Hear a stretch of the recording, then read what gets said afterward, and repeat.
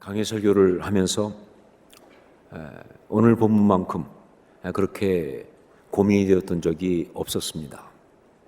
오늘 말씀은요, 그게 무슨 뜻인지, 그러니까 그 메시지가 무엇인지가 아주 분명합니다. 그리고 그 메시지가 우리의 삶에 그야말로 그대로 적용되는, 피부에 와닿는 그런 말씀인, 바로 그런 말씀이에요. 자, 그런데도 이 오늘 말씀이 고민이 되는 것은요, 바로 이 메시지 적용이 지금 이 성도들이 삶을 살아가는 그 삶의 자리에서 너무나 갈등이 되는 예민한 것이기 때문에, 자칫 잘못하면 갈등 유발 요인이 될 수 있는 너무나 예민한 그런 말씀이기 때문에 그래서 고민이 되는 것입니다. 자, 그래서 이 말씀을 묵상하면서 정말 당황스러웠습니다. 그러면 들어오는 생각이 뭐냐? 아니, 사도 바울은 왜 여기서 이런 말씀을 하고 있을까? 지금 이 말씀의 부분은요, 성도의 신앙을 위한 영적인 지침을 주는 부분이거든요. 성도들이 정말 신앙생활 잘하고 살아가기 위해서 영적 지침을 주는 그런 부분인데, 여기서 왜 이 세상적인, 그리고 이렇게 예민한 갈등스러운 이야기를 하고 있느냐 하는 것이죠. 이런 질문이 딱 올라왔어요. 자, 그런데 그때 성령께서 제 마음에 아주 강하게 말씀하신 것이 뭐냐? 어떻게 이 이야기를 하지 않을 수가 있느냐? 어떻게 이 이야기를 하지 않을 수가 있느냐? 성도로 살아가는 그 영적 지침을 주면서 어떻게 이 문제를 언급하지 않고 넘어갈 수가 있겠느냐 하는 거예요. 성도가 살아가는 자리가, 그 삶의 자리가 정치적인 문제가 너무나 어려운 그런 자리인데, 그 가운데 바른 신앙인으로 살아가기 위해서 영적 지침을 주면서 어떻게 그 문제를 언급하지 않을 수가 있냐 그 말이에요. 그렇습니다. 로마서의 오리지널 리더, 그러니까 원독자라고 보통 말하죠. 오리지널 리더, 원독자라고 말하는, 그러니까 로마서를 가장 먼저 받은 사람들, 로마에 있는 성도들이죠. 근데 그들은요, 정말 갈등스러운 정치 상황 한가운데 있었습니다. 무슨 이야기인가 하면요, 그 당시 로마에 있는 성도들 대부분은요, 유대인들이었습니다. 그 당시는 유대인들이 훨씬 많았죠. 유대인들이었어요. 그리고 이방인들이 그 가운데 있긴 했지만 그들은요, 예수 그리스도, 유대인의 메시아로 오신 예수 그리스도를 믿는, 유대교까지는 아니지만 유대화된 사람들이에요. 유대교를 믿는 건 아니지만 유대화된 사람들이에요. 자, 그런데 이 유대인들에게 로마 황제는 정말 갈등스러운 존재였습니다. 왜냐하면요, 로마가 이스라엘을 식민지 지배하고 있었으니까. 로마가 이스라엘을 식민지 통치하고 있었기 때문에, 그러니까 그 로마 황제에 대해서, 그 정부에 대해서 인정할 것인지 아닌지, 이게 굉장한 갈등으로 유대인들 사이에 있었고요, 교회도 마찬가지였다는 것이죠. 여러분, 사실 이것은요, 예수님도 겪었던 갈등입니다. 성경 보시면 많이 나오잖아요, 그렇죠? 오죽하면 예수님께서 가이사의 것은 가이사에게 이런 말까지 하셨겠습니까? 그리고 여러분, 예수님의 제자들 가운데 말이죠, 어떤 사람이 있었어요? 열심당원이 있었잖아요. 셀로딘 시몬, 반로마 정치활동하는 사람이에요. 그리고 예수님께서 십자가에 달려 돌아가신 제목이 뭡니까? 유대인의 왕, 즉 뭐예요? 로마 황제를 상대로 반란을 일으켰다는 반란죄로 돌아가셨잖아요. 이게 굉장히 정치적인 어떤 그런 색깔이 있는 거예요. 자, 그러다 보니까 정말 이 신앙인으로, 그리스도인으로서 살아가면서 아름답게 살겠다고 하는 그런 사람 입장에서요, 이 로마 황제에 대해서 어떻게 할 것인지는요, 피할 수 없는 문제예요. 그냥 이건 상관없어, 이럴 수 없다 그 말입니다. 교회 안에 어떤 일이 있었느냐? 한편에서냐, 어떤 사람들은 로마 황제를 상대로 저항운동을 해야 한다, 이렇게 주장하는 사람이 있어요. 이게 맞는 것이, 이게 하나님의 뜻이다. 하지만 한쪽 세계는 아니다, 교회는 정치 집단이 아니다, 우리는 복음 가운데 있는 것이기 때문에 황제를 상대로 해서 저항운동 혹은 반로마 운동 하는 것이 아니라 그냥 우리는 그대로 그거는 받아주면서 받아들이면서 그냥 가야 한다. 정치 문제는 빠지면 안 된다. 라고 하는 그런 주장이 함께 있었다는 것이죠. 어디하고 비슷합니까? 지금 우리하고 비슷한 거죠. 지금 우리하고 너무 비슷한 거예요. 지금 우리 교회 성도들 가운데 있는 문제와 똑같은 문제에 그들도 빠져 있었던 것이죠.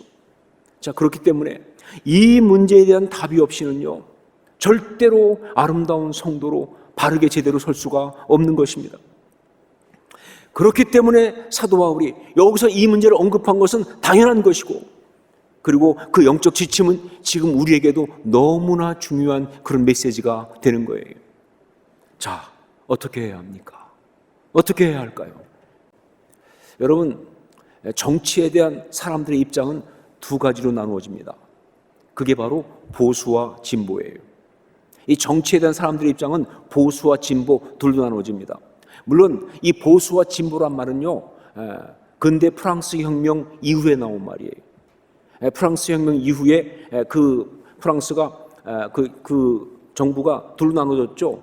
하나가 자코뱅이라고 하는 좌파, 그 사람들이 주로 왼쪽에 서 있었대요. 그래서 좌파입니다. 그리고 또 지롱드라고 하는 우파, 이 사람들 주로 오른쪽에 있어서 우파예요. 그 지롱드의 대표 그룹들이 부르조아 아니 부르조아. 그리고 좌파들은 자기 상징을 다 빨간색으로, 그래서 붉은 군대가 나타난 거죠. 우파들은 하얀색으로, 파란색 아닙니다. 하얀색입니다. 뭐 이런 식으로 된 거예요. 하지만 여러분, 사실 역사 처음부터 정치에 대한 사람들의 입장은요, 두 가지였던 거예요. 바로 지키고 유지하려고 하는 보수와, 지키고 유지하려고 하는 보수와, 그리고 바꾸고 변화시키려고 하는 진보. 두 가지입니다. 지키고 유지하려고 하는 보수와 바꾸고 변화시키려고 하는 진보, 두 가지예요. 자, 그런데 성경은 아주 단호하게 참된 그리스도인들이 이 땅 가운데서 세상 권세들에게 가져야 하는 그 입장을 뭐라고 말하고 있느냐? 보수라고 얘기하고 있는 거예요. 이게 맞다라고 말하고 있는 겁니다. 바로 여기에 문제가 생기는 거예요. 지금 당장 우리 교인들만 하더라도 이 자리에 있는 사람들 가운데서도 말이죠, 진보적인 입장에 있는 사람이 얼마나 많습니까? 정치적인 성향상 진보를 갖고 있는 사람이 얼마나 많아요. 자, 그런데 여러분, 그들이 잘못됐습니까? 그들이 틀렸습니까? 그들이 문제가 있는 건가요? 아니죠. 선택이죠. 그거 아니거든요. 정치는 보수 아니면 진보죠, 뭐. 그걸 틀렸다고 말할 수 없잖아요. 잘못됐다고 말할 수 없잖아요. 그런데도 만약에 성경이 이렇게 보수가 되어라 라고 말한다고 한다면 그들은 이 말씀을 받을 수가 없죠. 그들은 이 말씀을 거부할 겁니다. 이건 아주 심각한 문제가 되는 것이고요.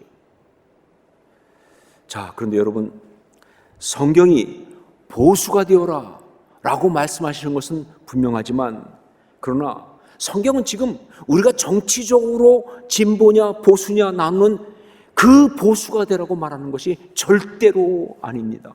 이게 중요한 포인트예요. 보수가 되라고 말하고 있지만, 그러나 성경은 지금 우리가 정치적으로 나누는 그런 진보와 보수 중에 보수가 되어라 라고 말하는 것이 아니에요. 정확히 말하면요, 성경은요, 우리한테 그냥 보수가 아니라 참 보수가 되어라 라고 말하고 있는 거예요. 참 보수가 되어라. 세상의 정치적 수준에서 그냥 보수, 그게 아니라 바로 세상을 창조하시고 역사를 주관하시는 하나님의 자녀, 하나님의 백성으로서의 보수가 되라고, 그 얘기를 하고 계시는 거예요. 여러분, 보수가 무엇입니까? 말 그대로 보존하여 지킴 아니에요? 지킬 보, 지킬 수, 보존하여 지킴이에요. 자, 그런데 성경이 말하는 이 보수, 즉 참보수는요, 보존하여 지키긴 하는데 세상에 있다가 없어질 권세나 헛되고 무가치한 어떤 그런 것을 보존하고 지키는 것이 아니라 바로 참된 것을 보존하고 지키라고 이야기하는 거예요. 그래서 참 보수인 거예요. 이게 우리가 중요한 겁니다. 그렇다면 참 보수는 무엇을 보존하고 지키는가 하는 거죠. 참 보수는 무엇을 보존하고 지키는가. 첫 번째 말씀을 통해 볼 때 첫 번째 하나님의 권위입니다. 하나님의 권위. 오늘 말씀 1절에 권세는 하나님으로부터 나지 않음이 없나니 모든 권세는 다 하나님께서 정하신 바라라고 이야기하고 있습니다. 그러니까 우리가 권세들에게 복종해야 될 이유가 있다고 한다면 그게 하나님이 세우신 것이기 때문에 그래서 복종해야 한다, 그 이야기예요. 그러니까 참보수는요, 세상의 권세에게 복종하는 게 사실은 아닙니다. 참보수는요, 세상의 권세 권력을 지키고 보존하는 것, 그것이 아니에요. 하나님의 권위를 보존하는 것입니다. 하나님의 권위를 지키는 거예요. 목숨을 걸고. 제가 한 번은 어버이 주일에 설교를 하면서 10계명 가운데 제5계명인 내 부모를 공경하라 하는 말씀을 가지고 설교를 한 적이 있었어요. 그런데 그때 설교를 준비하면서 정말 제가 정말 놀라운 어떤 그 깨달음, 어떤 은혜를 받았는데, 그것은 이제 그 묵상할 때 질문을 많이 하거든요, 저는요.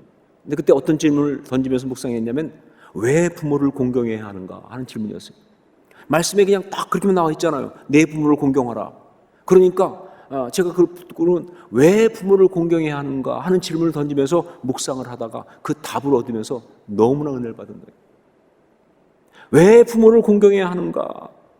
그때 성령께서 주신 감동은 바로 뭐냐면요, 하나님이 그러라고 그랬으니까. 하나님이 그렇게 하라고 하셨으니까. 네, 다른 게 없어요. 성경 보세요, 다른 거 안 나옵니다. 부모가 우리를 낳아줬으니까, 부모가 우리를 길러줬으니까, 부모한테 우리 이런 사랑을 받았으니까. 그게 아니에요. 그 이전에 뭐예요? 하나님이 그렇게 말씀하셨으니까, 무조건 공경하라고 하셨으니까, 하나님 때문에, 하나님의 그 말씀 때문에 그 권위를 따르고 지키기 위하여 세상의 권세들에게 복종해야 하는 이유는요, 그것이 하나님이 세우신 것이기 때문에 그런 것이다. 하나님의 권위를 보존하고 지키기 위하여 그렇게 하는 것이다 하는 겁니다.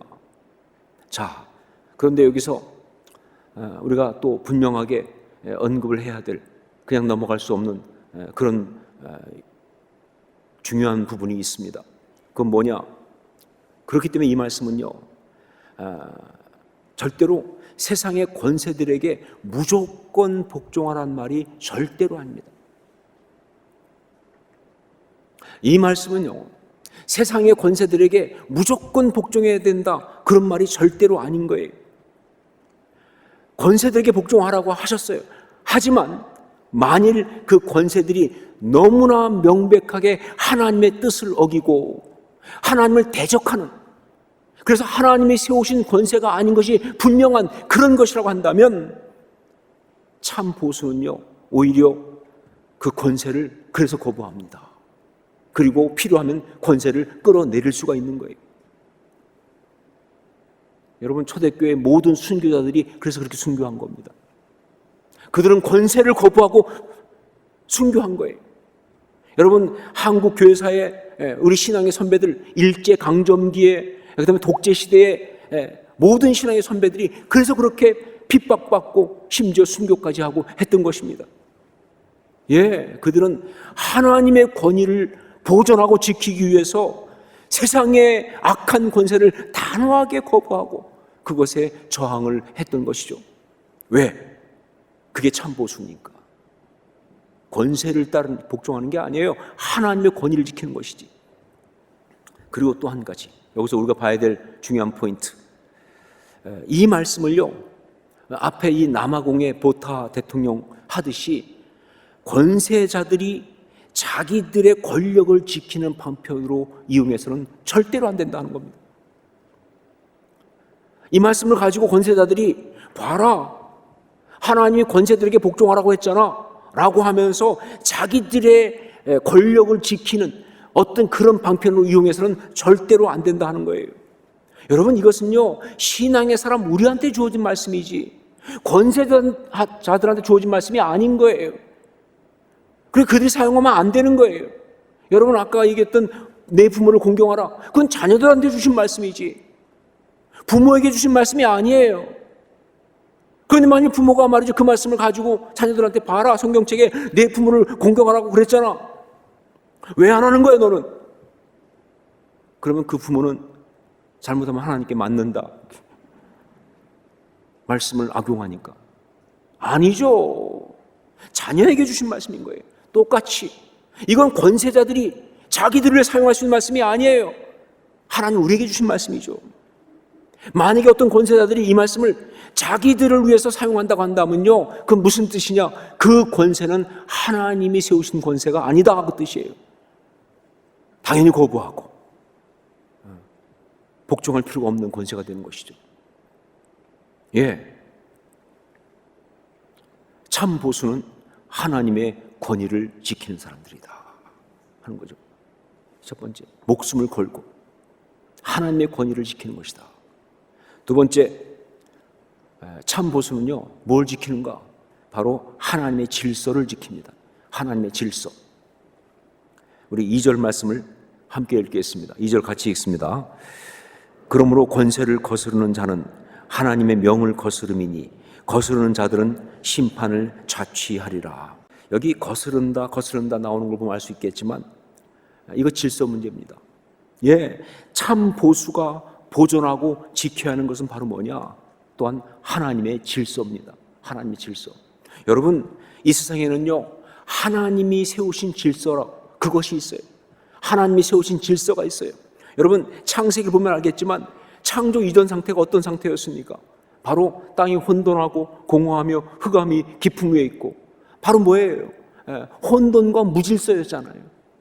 바로 그 가운데 빛이 있으라 하시면서 질서를 만드신 것이 하나님의 창조 이야기예요. 자, 그리고 이런 하나님의 그 질서는요 역사 속에도 계속됩니다. 여러분 율법이 뭡니까? 계명이 뭡니까? 하나님의 질서잖아요. 하나님의 백성들이 정말 아름답고 바르게 잘 살 수 있게 하려고 하나님께서 질서를 주신 거예요.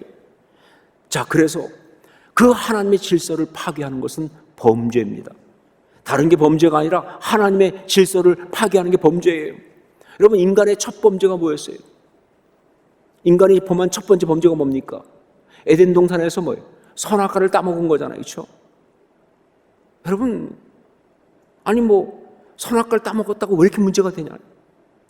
아니 먹고 싶으면 먹을 수 있는 거 아니에요? 제가 주일학교 때 했던 말대로 치사하게 먹는 거 가지고 그런 생각 들지 않으세요?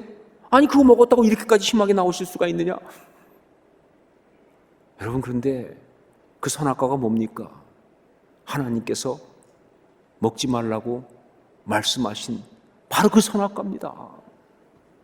하나님의 질서를 깼잖아요. 하나님의 질서를 파괴하니까 범죄가 되는 거예요. 여러 가지 이유가 있지만 그 중에 하나 정말 중요한 게 그거예요. 모든 범죄는 바로 하나님의 질서를 파괴하는 거예요. 가정을 파괴하는 게 왜 범죄입니까? 하나님의 질서를 파괴하니까. 교회도 마찬가지입니다. 사회도 마찬가지예요. 국가도 마찬가지예요. 사람 사이의 어떤 질서도 마찬가지예요. 하나님 주신 질서가 있어요. 그걸 파괴하면 범죄하는 것이다. 참 보수는 어떤 사람이냐? 하나님의 질서를 보존하고 지키는 거예요. 하나님의 질서를 보존하고 지키는 거예요. 심지어 보는 사람이 없어도 그거 안 지킨다고 무슨 어떤 그런 처벌을 받는 그런 것이 없다 할지라도 그래도 지킵니다. 왜? 하나님의 질서니까. 오늘 말씀에 나온 그대로 말이죠. 양심을 따라. 이게 참 보수예요. 맞아요. 참 보수는 피곤합니다. 편하게 살 수는 없어요. 하지만 바르게 사는 거죠. 이게 바른 것이죠. 자, 세 번째. 무엇을 지키는가? 하나님의 공동체입니다. 하나님의 공동체. 3절 말씀을 함께 읽겠습니다. 3절 같이 읽습니다. 다스리는 자들은 선한 일에 대하여 두려움이 되지 않고 악한 일에 대하여 되나니 내가 권세를 두려워하지 아니하려느냐? 선을 행하라. 그리하면 그에게 칭찬을 받으리라. 자, 여기 다스리는 자들 이렇게 돼 있어요. 여기에 뭐 어떤 게 들어가 있어요? 다스리는 자들이란 말 속에 담겨 있는 게 뭐예요? 공동체가 들어가 있어요. 예, 공동체를 다스리는 자들이니까. 예, 이 말씀은 지금 그 시각을 개인으로 두는 것이 아니라 공동체에 두고 있다 그 말입니다. 더구나 그 다음 4절을 보면요, 어떤 표현까지 쓰고 있느냐? 그는 하나님의 사역자가 되어 라는 표현까지 나와요. 기가 막히죠? 예, 위에 있는 권세자들을 갖다가 다스리는 자들이라고 말했는데 여기서 심지어 어떻게까지 말을 해요? 하나님의 사역자라는 말까지 쓰고 있어요. 이게 도대체 어떻게 된 것이냐? 예, 이렇습니다. 그들이 다스리는 곳이 바로 뭐예요? 하나님의 공동체이라고 한다면 그들은 하나님의 사역자라는 것이죠. 그들이 다스리는 것이 다른 것이 아니라 하나님의 공동체이기 때문에 그들은 사역자다.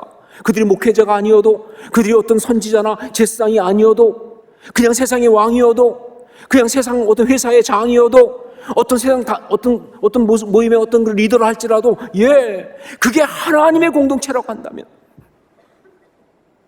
그게 그냥 가정의 어떤 것이 할지라도 하나님의 공동체라고 한다면, 그 가정을 다스리는, 그 조직을 다스리는, 그 공동체를 다스리는 사람은요, 하나님의 사역자예요. 예, 그렇기 때문에 참 보수는요, 무엇보다 하나님의 공동체를 보존하고 지킵니다. 하나님의 공동체를 보존하고 지킨다. 자기 개인의 이익이라든가 자기 어떤 생각보다도요, 공동체 전체를 위해서 희생하고 섬기는 사람들, 그게 바로 참 보수라는 거예요. 분명한 거 뭐냐? 참 보수는 자기 자신보다 공동체를 먼저 생각합니다. 그래서 그 공동체를 보존하고 지키기 위해서 자기 생각을 내려놓는 사람들이에요. 여러분, 성경에 보면요, 기가 막힌 인사이트 중에 하나가 뭐냐? 십자가가 공동체를 이루는 가장 중요한 것이라고 말하는 그 부분이에요. 바울 사도가 툭 던지듯이 말하는 게 뭐예요? 십자가가 공동체를 만든다. 도대체 어떻게 십자가가 공동체를 만드느냐? 그게 무슨 논리냐? 예, 바로 이겁니다. 그 십자가 앞에 신앙의 사람이 가서 뭘 내려놓습니까? 내 생각을 내려놓거든요. 내 감정을 내려놓는다고요. 내 욕심을 내려놓는 거예요. 그 십자가에 뭘 못 박느냐? 자기 자아를 못 박습니다. 그러니까 십자가가 공동체를 만들죠. 참 보수는요, 십자가 신앙의 사람이에요. 이게 진짜 신앙이에요. 이게 진짜 보수고. 참 보수가 되십시오. 이것이 오늘 분명한 메시지입니다. 성령께서 주시는 분명한 메시지는 참 보수가 되십시오. 이 메시지입니다. 여러분 가운데 이게 좀 불편하고 탐탁치 않은 사람이 있을 수 있어요. 그런 사람일수록 이 말씀을 온전히 받아야 합니다. 여러분이 정치적으로 보수든 진보든 상관없이, 여러분이 정치적으로 좌파든 우파든 상관없이, 여러분이 정말 그리스도인 신앙의 사람이라고 한다면, 예, 여러분은 참 보수가 되어야 되는 거예요. 왜냐하면요, 이것이 바로 신앙의 사람이 정말 이런 상황 속에서 아름답게 살아가는 바로 그 가장 중요한 모습이기 때문에 그런 것이다. 여러분, 어떤 정치적인 것 이전에 우리는요, 세상을 지으신 창조주 하나님의 자녀잖아요. 우리는요, 지금도 이 땅의 역사를 주관하고 계시는 하나님의 백성 아닙니까? 이 온 세상에 사신 왕이신 예수 그리스도의 제자니까 바로 우리는 그것을 지켜내야 한다는 것이죠. 다시 한번 주의 이름으로 말합니다. 여러분, 참 보수가 되십시오.